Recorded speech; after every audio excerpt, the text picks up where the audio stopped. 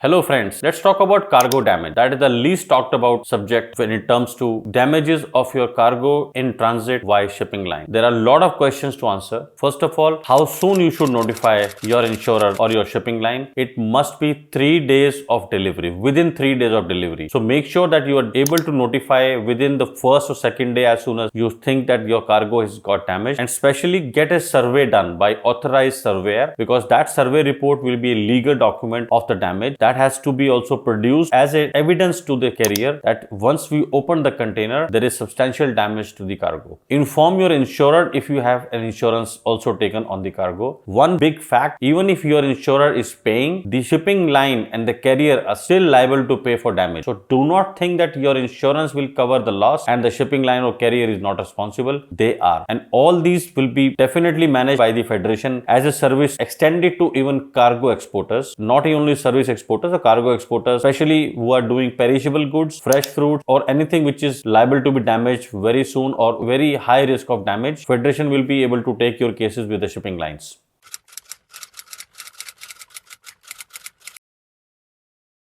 Many people have come to us saying, what is the minimum value of cargo which I can claim from the shipping line? The answer is there is no minimum. We do not charge based on the minimum. We are not asking you to pay upfront. We look at your loss, we look at your damage, and whatever recovery is possible from the shipping line or carriers, we're going to charge our percentage on that recovered amount. So do not worry about any upfront cost. Do not worry about a big cost to recover, and do not worry about if your even loss is a smaller loss. You never know when a big loss can come in, or this can even become a big headache when you're dealing with such losses. So get in contact with the Federation and submit your cargo claims ASAP.